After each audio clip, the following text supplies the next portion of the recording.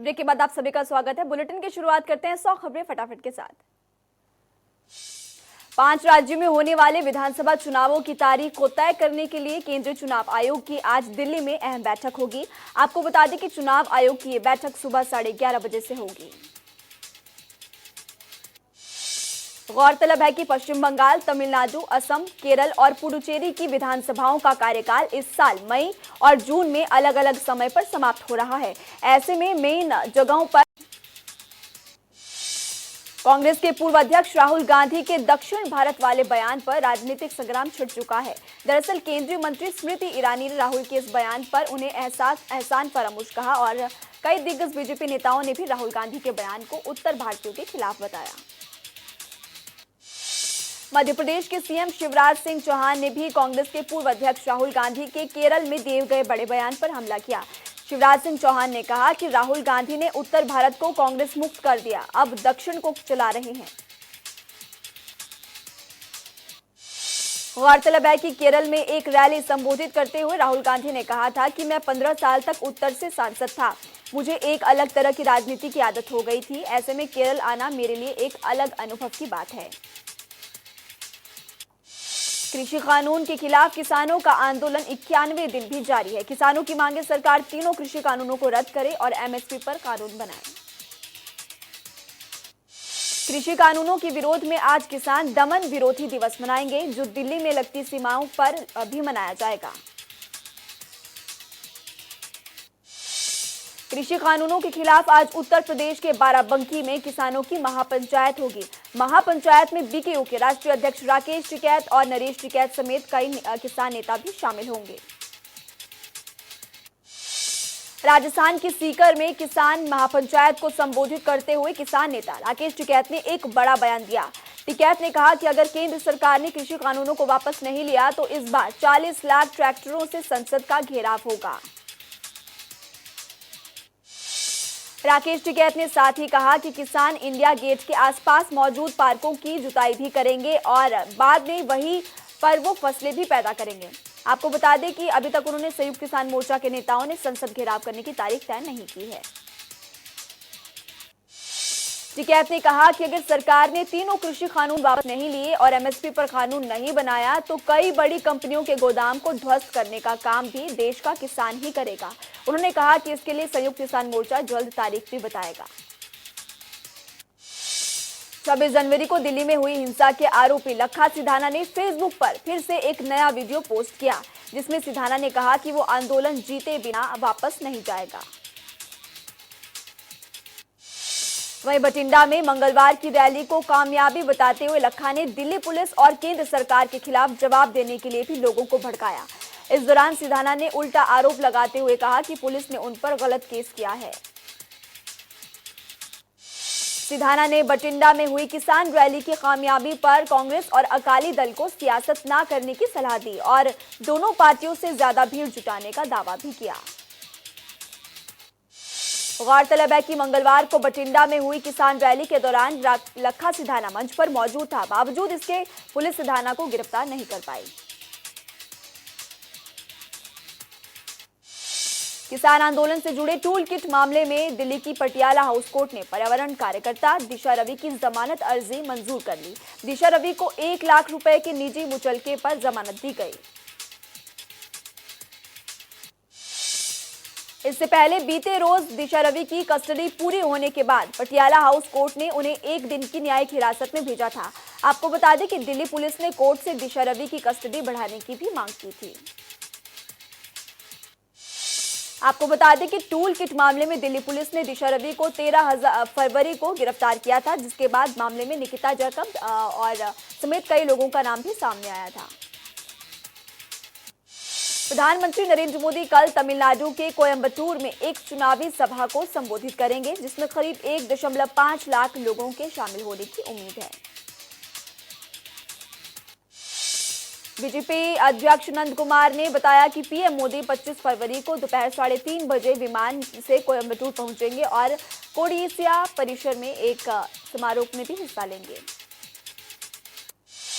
देश के कई राज्यों में कोरोना के बढ़ते मामलों को देखते हुए राजधानी दिल्ली में बड़ा फैसला लिया गया। दरअसल दिल्ली सरकार ने देश के 5 राज्यों मध्य प्रदेश, महाराष्ट्र, केरल, छत्तीसगढ़ और पंजाब से दिल्ली आने वालों के लिए अब कोरोना नेगेटिव रिपोर्ट दिखाना अनिवार्य कर दिया है। दिल्ली में ये नया नियम 26 फरवरी यानी कि शुक्रवार आधी रात से लागू हो जाएगा और 15 मार्च दोपहर 12 बजे तक लागू रहेगा। आपको बता दें, इन 5 राज्यों से दिल्ली आने वाले हर शख्स की रिपोर्ट 72 घंटे से ज्यादा पुरानी नहीं होनी चाहिए। RT-PCR की रिपोर्ट नेगेटिव दिखाने की नियम फ्लाइट, ट्रेन और बस से दिल्ली आने वाले यात्रियों पर लागू होगी, जबकि कार से दिल्ली आने वाले यात्री इससे बाहर रहेंगे।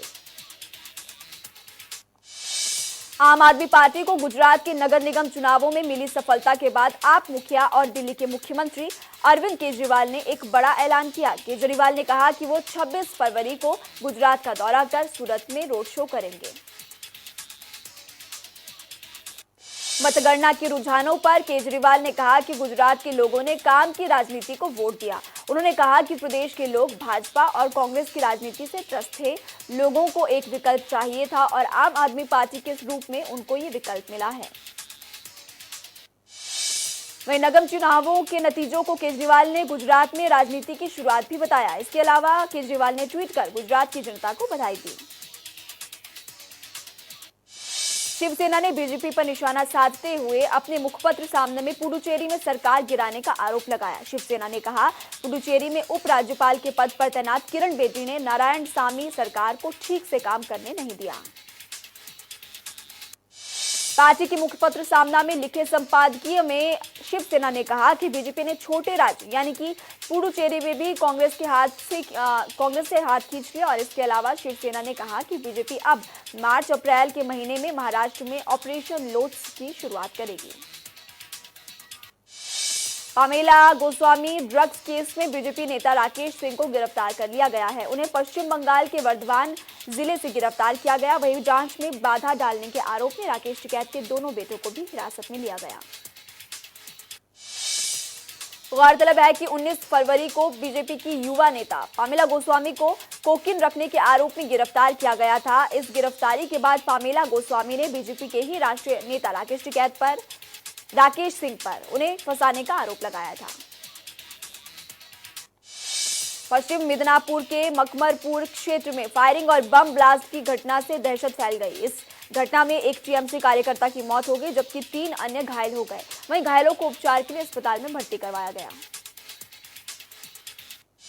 मकमरपुर के नारायणगढ़ पुलिस थाने क्षेत्र में मंगलवार रात 10 बजे ये घटना हुई। पुलिस के मुताबिक टीएमसी के 4 कार्यकर्ता सड़क किनारे बैठे हुए थे। उसी दौरान उन पर फायरिंग की गई और बम फेंका गया। वहीं इस हमले को लेकर तृणमूल के जिला अध्यक्ष अजीत मैती ने आरोप लगाया कि बीजेपी ने आगामी विधानसभा चुनाव को देखते हुए इस हमले को प्लान किया था। इस दौरान उन्होंने हमलावरों की तत्काल गिरफ्तारी की मांग भी की। वहीं बीजेपी के जिला अध्यक्ष समीत दास ने बताया कि नारायणगढ़ विधानसभा क्षेत्र के मकमरपुर में हुई यह घटना राजनीतिक साजिश नहीं बल्कि टीएमसी के 2 ग्रुप की आपसी कलह की वजह है। इंडियन मेडिकल एसोसिएशन ने पतंजलि की कोरोना वैक्सीन कोरोनिल का समर्थन करने के लिए केंद्रीय स्वास्थ्य मंत्री हर्षवर्धन को आड़े हाथों लिया। आईएमए ने कहा कि मेडिकल काउंसिल ऑफ इंडिया के नियमों के मुताबिक कोई भी डॉक्टर किसी भी दवा का प्रमोशन नहीं कर सकता। गौरतलब है कि योग गुरु बाबा रामदेव ने 19 फरवरी को कोरोना की दवा लॉन्च की थी। कार्यक्रम में केंद्रीय मंत्री डॉक्टर हर्षवर्धन और नितिन गडकरी भी मौजूद रहे, जिस पर अब विवाद खड़ा हो चुका है। भारत में साउथ अफ्रीकन स्ट्रेन के 2 और केस की पुष्टि हुई है, जिसके बाद अब तक 6 लोग इसके संक्रमित हो चुके हैं। वहीं यूके स्ट्रेन के अब तक 187 मामले सामने आए। वहीं एक शख्स में ब्राजील वाले स्ट्रेन की पुष्टि हुई है। महाराष्ट्र में बढ़ते कोरोना के मामलों के बीच औरंगाबाद शहर में रात 11 बजे से सुबह 6 बजे तक का कर्फ्यू लगा दिया गया है, जो कि 8 मार्च तक लागू रहेगा। महाराष्ट्र के पुणे में पूर्व सांसद धनंजय महाडिक के बेटे की वीवीआईपी शादी समारोह में कोरोना नियमों को तोड़ने के चलते पुलिस ने केस दर्ज किया। आपको बता दें कि धनंजय महाडिक के बेटे की शादी में कई वीवीआईपी लोग बिना मास्क में नजर आए। इसमें पूर्व मुख्यमंत्री और मंत्री भी शामिल थे। शादी में कोरोना नियमों की धज्जियां उड़ाने पर बीजेपी के पूर्व सांसद धनंजय महाडिक, लक्ष्मी लॉन्च के मालिक विवेक नगर और मैनेजर निरूपाल केदार के खिलाफ हटपसर पुलिस स्टेशन में मामला दर्ज किया गया है। ये जानकारी वरिष्ठ पुलिस निरीक्षक बालकृष्ण कदम ने दी। दिल्ली में परिवहन बसें और मेट्रो ट्रेनें फिलहाल सीमित क्षमता के साथ ही चलती रहेंगी। कोरोना के लगातार आ रहे मामलों को देखते हुए दिल्ली आपदा प्रबंधन प्राधिकरण ने सार्वजनिक परिवहन साधनों में यात्रियों की संख्या बढ़ाने के लिए इनकार कर दिया है। दिल्ली में अगले 2 हफ्तों तक हालात पर नजर रखी जाएगी। उसके बाद डीडीएमए यात्रियों की संख्या बढ़ाने पर छूट देने पर फैसला करेगा। आपको बता दें कि दिल्ली परिवहन विभाग ने पिछले हफ्ते की डीडीएमओ को एमए की यात्रियों की संख्या में छूट का प्रस्ताव भेजा था, जिसे फिलहाल नहीं माना गया। भारतीय नौसेना के लिए विकसित की गई सरफेस टू एयर मिसाइल का ओडिशा में 2 बार सफलतापूर्वक प्रक्षेपण किया गया। आपको बता दें कि कम दूरी की सतह से हवा में मार करने वाली इस मिसाइल को डीआरडीओ ने विकसित किया है, यानी ये पूरी तरह से एक स्वदेशी मिसाइल है। कामयाबी के लिए ओडिशा के मुख्यमंत्री नवीन पटनायक ने बधाई दी। उन्होंने लिखा कि स्वदेश में विकसित सतह में हवा में मार करने वाली मिसाइल का ओडिशा के तट पर सफलतापूर्वक प्रक्षेपण करने के लिए डीआरडीओ को बधाई। चमोली में 7 फरवरी को आई आपदा में लापता लोगों के परिजनों को जल्द ही मृत्यु प्रमाण पत्र जारी कर दिया जाएगा। इस संबंध में केंद्र से मिले दिशा निर्देशों के बाद उत्तराखंड सरकार ने भी अधिसूचना जारी की है। चमोली आपदा के बाद से लापता 2204 लोगों में से कई जगह से मानव अंग समेत कुल 70 शव मिले हैं, जबकि 134 लोग अभी भी लापता हैं। इनकी तलाश के लिए चमोली की ऋषिगंगा और धौलीगंगा घाटी के साथ ही तपोवन टनल पर पिछले कई दिनों से जारी है। उत्तर प्रदेश की मथुरा में यमुना एक्सप्रेसवे पर माइलस्टोन 68 के पास से एक इनोवा गाड़ी तेल से भरे टैंकर से टकरा गई। टक्कर इतनी जोरदार थी कि इनोवा के परखच्चे उड़ गए और इसमें सवार 7 लोगों की मौके पर ही दर्दनाक मौत हो गई। यमुना एक्सप्रेसवे पर हुए सड़क हादसे में मरने वालों सभी मृतक हरियाणा के जींद जिले के रहने वाले थे। वहीं घटना की सूचना मिलते ही डीएम और एसएसपी सहित कई पदाधिकारी मौके पर पहुंचे और घटना का जायजा लिया। आगामी विधानसभा चुनाव 2022 के लिए उत्तर प्रदेश में अपनी जमीन मजबूत करने के लिए कांग्रेस पार्टी जुटी हुई है। पश्चिमी उत्तर प्रदेश में प्रियंका लगातार सभाएं और महापंचायत कर रही हैं। मथुरा में प्रियंका गांधी किसानों के बीच गई। इस दौरान उन्होंने पालीखेड़ा मैदान में किसान महापंचायत को संबोधित किया। वहीं इससे पहले रास्ते में मौजूद कार्यकर्ताओं और किसानों ने उनका जोरदार स्वागत भी किया। प्रियंका ने यहां पीएम मोदी पर निशाना साधा और कहा कि पीएम सिर्फ अहंकारी ही नहीं बल्कि कायर भी है। उन्होंने ये भी कहा कि अगर पिछली सरकारों ने कुछ बनाया ही नहीं तो फिर आप बेच क्या रहे हैं।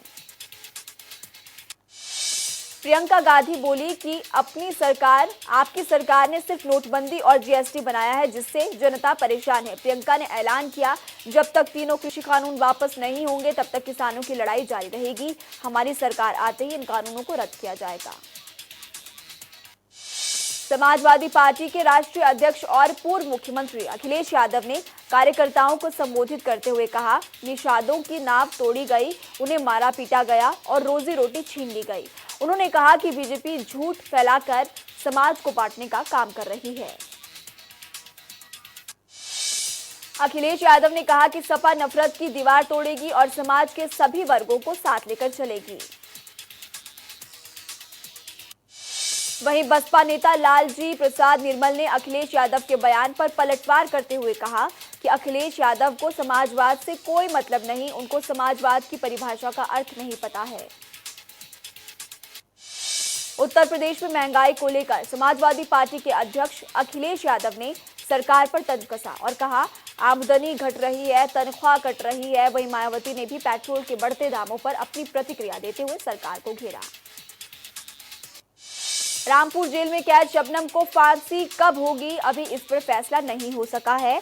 शबनम को फांसी दिए जाने के लिए मथुरा की जेल में सारी तैयारी तो कर ली गई है, लेकिन अभी डेथ वारंट जारी ना होने के कारण उसे फांसी नहीं दी जा सकती। हरियाणा में 5 मार्च से बजट सत्र की कार्यवाही शुरू होगी। उससे पहले बिजनेस एडवाइजरी कमेटी की बैठक होगी, जिसमें बजट सत्र की अवधि पर मुहर लगाई जाएगी। हरियाणा में बजट सत्र से पहले कांग्रेस ने पूरी तैयारी कर ली है। इसी को लेकर चंडीगढ़ में कांग्रेस विधायक दल के मंथन किया गया, जिसमें बजट सत्र को लेकर रणनीति भी बनाई गई।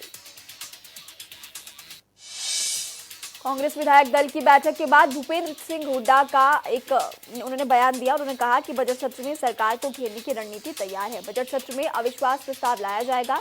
उन्होंने कहा कि ये गठबंधन सरकार जनता का विश्वास पूरी तरह से खो चुकी है। भूपेंद्र सिंह हुड्डा ने कहा कि 4 मार्च को दोपहर 3 बजे एक बार फिर कांग्रेस के विधायक बैठक करेंगे। वहीं तेल की कीमतों को लेकर हुड्डा ने कहा कि प्रदेश सरकार वैट विड्रॉ करके लोगों को महंगे तेल से राहत दे। हरियाणा के गृह मंत्री अनिल विज ने दिल्ली में बीजेपी अध्यक्ष जेपी नड्डा से मुलाकात की, जहां दोनों नेताओं के बीच प्रदेश के राजनीतिक हालातों पर चर्चा की गई। हरियाणा के गृह मंत्री अनिल विज ने प्रदेश में नए डीजीपी की नियुक्ति के लिए गृह सचिव राजीव अरोड़ा को पत्र लिखा है, जिसमें नए डीजीपी के लिए 7 आईपीएस अधिकारियों के नाम यूपीएससी को भेजने के आदेश जारी किए। डीजीपी मनोज यादव का 2 साल का कार्यकाल 21 फरवरी 2021 को पूरा हो गया है। आपको बता दें कि प्रदेश सरकार ने अगले आदेशों तक डीजीपी मनोज यादव को एक्सटेंशन पर दिया था। अब विज खुद चाहते हैं कि नए डीजीपी की नियुक्ति हो। हरियाणा के कृषि मंत्री जेपी दलाल को नोटिस भेजा गया है। आपको बता दें कि प्रदेश के कृषि मंत्री जेपी दलाल ने किसानों को लेकर विवादित बयान दिया था, जिसको लेकर एक वकील ने याचिका दायर की थी, जिसके बाद कोर्ट ने नोटिस भेजा है। दरअसल 13 फरवरी को कृषि मंत्री जेपी दलाल ने किसान आंदोलन में मरने वाले किसानों को लेकर विवादित बयान दिया था, जिस पर विवाद बढ़ने के बाद उन्होंने अपने बयान पर कुछ ही घंटों बाद खेद भी जताया था। पंजाब आम आदमी पार्टी के नेताओं को किसान नेता नवदीप कौर से मिलने की इजाजत नहीं दी गई। आपको बता दें, हरपाल चीमा, सरबजीत कौर मानुके और अनमोल गगनमान नवदीप कौर से मिलने के लिए करनाल जेल पहुंचे थे। हरपाल चीमा ने हरियाणा सरकार पर निशाना साधा। उन्होंने कहा कि प्रदेश में हिटलर शाही की सरकार है। साथ ही उन्होंने ये भी कहा कि पंजाब के सीएम कैप्टन अमरिंदर पर निशाना साधते हुए कि नवदीप को बाहर निकालने में कैप्टन साहब फेल हो रहे हैं। दिल्ली हिंसा को लेकर गिरफ्तार किए गए किसानों के समर्थन में अमृतसर श्री अकाल तख्त साहिब से पहला जत्था दिल्ली के लिए रवाना किया गया। इस जत्थे की अगुवाई दल खालसा के प्रधान सिमरनजीत सिंह मान ने की। हरियाणा में पंचायत प्रतिनिधियों का कार्यकाल खत्म हो चुका है। अब ये ग्राम पंचायतों पर संबंधित ब्लॉक के बीडीपीओ के प्रशासन नियुक्ति कर दी जाएगी और सरपंचों की वित्तीय पावर खत्म हो जाएगी। दरअसल पंजाब हरियाणा हाईकोर्ट ने 23 फरवरी तक सरपंचों को पद छोड़ने के लिए 12 फरवरी के हरियाणा सरकार के आदेश को चुनौती देने वाली याचिका को हाईकोर्ट ने खारिज कर दिया है। पंजाब हरियाणा हाईकोर्ट ने कहा कि ऐसा कोई कानूनी अधिकार नहीं है जिसके तहत चुनाव की घोषणा घोषित होने तक पद पर बने रहने की मांग की जा रही है। आपको बता दें कि 24 फरवरी 2016 को पंचायत प्रतिनिधियों ने कार्यभार संभाला था। रेवाड़ी के एक 15 साल के छात्र हार्दिक ने व्हाट्सएप को टक्कर देने वाला एक ऐप तैयार किया है, जिसका नाम बीटल रखा है, जिसमें व्हाट्सएप की तरह सभी सुविधाएं मौजूद है। हार्दिक अभी 9वीं कक्षा का छात्र है। हार्दिक ने गृह मंत्री अनिल विज से मुलाकात की। इस दौरान गृह मंत्री ने छात्र को हर संभव मदद का भरोसा भी दिया। वहीं हार्दिक ने बताया कि beetle app Google Play Store पर मौजूद है और ये प्राइवेसी के मामले में पूरी तरह से सुरक्षित है। सीमांत क्षेत्र के किसानों को हरियाणा सरकार की तरफ से बड़ी राहत मिली है। दरअसल हरियाणा की सीमाओं के साथ ही लगते पड़ोसी राज्यों के किसानों को सरकार ने हरियाणा में फसल बेचने की इजाजत दी। अब दूसरे राज्यों के लिए किसान हरियाणा में अपनी फसल बेच सकते हैं। इसके लिए दूसरे राज्यों में आए किसानों को मंडी में फसल बेचने से पहले मेरी फसल मेरा ब्यौरा पोर्टल पर अपनी फसल की जानकारी देनी होगी।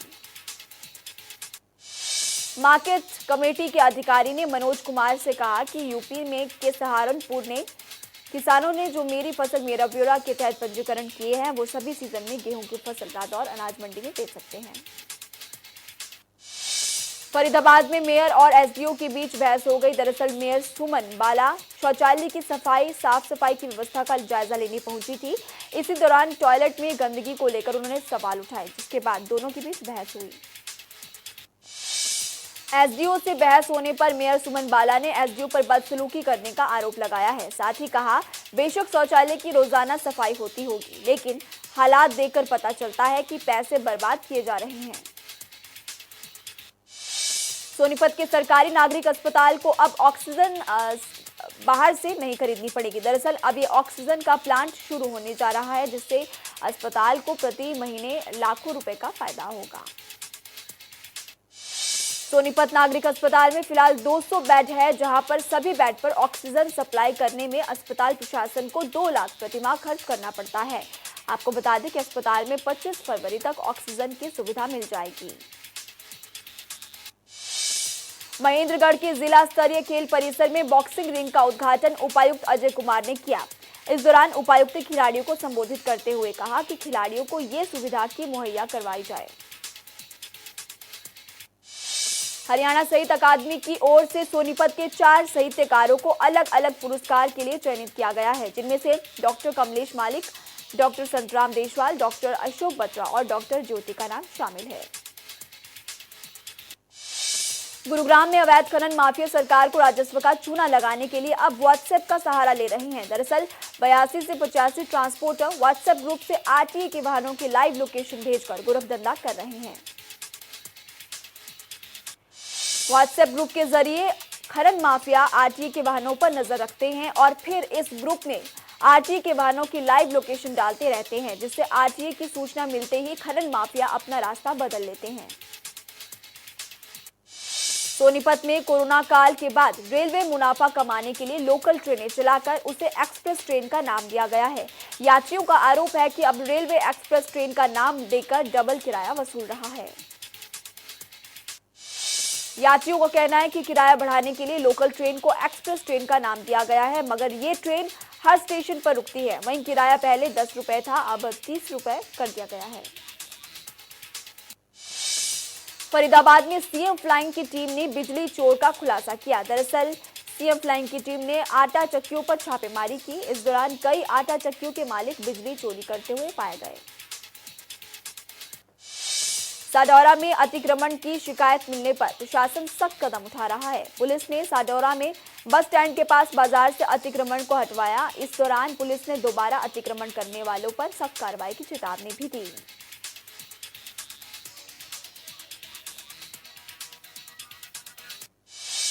साइबर सिटी गुरुग्राम में संचालित बैंक की फर्जी ईमेल आईडी तैयार कर लाखों रुपए की ठगी करने वाले 3 आरोपियों को गुरुग्राम साइबर सेल ने गिरफ्तार किया है। ये आरोपी बड़े ही शातिराना तरीके से बैंक की फर्जी ईमेल आईडी तैयार कर लोगों को करोड़ों रुपए का चूना लगाते थे। पुलिस के मुताबिक तीनों आरोपी अब तक 2 करोड़ 38 लाख रुपए की ठगी कर चुके हैं। बहादुरगढ़ के मेन बाजार में एक ज्वेलरी शॉप को 3 बदमाशों ने लूटने का प्रयास किया। बाइक सवार बदमाश बंदूक के बल पर लूटपाट का प्रयास किया, मगर आसपास के दुकानदारों ने 2 बदमाशों को धर दबोचा। बदमाशों को पहले दुकानदारों ने जमकर पिटाई की और फिर पुलिस को सौंप दिया। बदमाशों की बाइक से किसान यूनियन का बिल्ला बरामद किया गया है। तीनों आरोपियों में से एक आरोपी फरार है, जिसे पुलिस की तलाश लगातार जारी है। कुरुक्षेत्र में अपने साथी के साथ मिलकर अपनी पत्नी की हत्या करने वाला आरोपी पुलिस की गिरफ्त में है, लेकिन अभी तक पुलिस को मृतक महिला का शव नहीं मिला है। पुलिस लगातार शव की तलाश में जुटी है। नूह में दिल्ली मुंबई मेगा एक्सप्रेसवे पर जारी निर्माण कार्य के दौरान मिट्टी गिर जाने से एक मजदूर की दर्दनाक मौत हो गई। मृतक मजदूर यूपी के अमरोहा का रहने वाला है। विधानसभा और नगर निगम चुनाव के मद्देनजर हिमाचल कांग्रेस की राज्य स्तरीय 2 प्रमुख समितियों की बैठक सोलन के कसौली में 27 फरवरी को होगी, जिसमें चुनाव के लिए पार्टी अहम रणनीति भी बनाएगी। मीटिंग में प्रदेश के टॉप लीडरशिप के अलावा कांग्रेस के राज्य प्रभारी राजीव शुक्ला भी मौजूद होंगे, जिसमें प्रदेश में होने वाले 4 नगर निगमों के चुनावों के साथ साथ प्रदेश कांग्रेस पार्टी की भावी रणनीति पर चर्चा की जाएगी। सोलन शहर के लिए सफाई समस्या बड़ी गंभीर बनी हुई है, जिसे लेकर शहरवासियों ने नगर निगम के खिलाफ रोष प्रकट करते हुए कहा कि निगम कूड़ा उठाने के नाम पर शुल्क तो वसूल रहा है, लेकिन आज भी कूड़ा उनके लिए एक समस्या बनी हुई है। सोलन के कंडाघाट में प्रदेश का इकलौता महिला बहुतकनीकी संस्थान अब पहले की तरह अपनी सेवाएं दे रहा है। आपको बता दें कि कोरोना संक्रमण के चलते ये संस्थान काफी समय से बंद था। राजकीय महिला बहुतकनीकी संस्थान के प्रधानाचार्य दिनेश बिंद्रा ने बताया कि संस्थान में मौजूद सभी छात्राओं और कर्मचारियों का कोरोना टेस्ट करवाया जा चुका है। उन्होंने कहा कि सभी तरह की संस्थान की तरफ से भी सारी सावधानियां रखी जा रही है।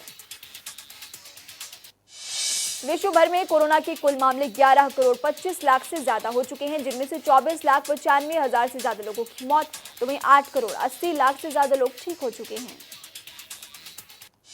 भारत में कोरोना का ग्राफ पहले से नीचे आ चुका है। देश में कोरोना के करीब 13,000 नए केस सामने आए, जबकि 13,000 से ज्यादा लोग ठीक, तो वहीं 24 घंटे में 100 लोगों की मौत।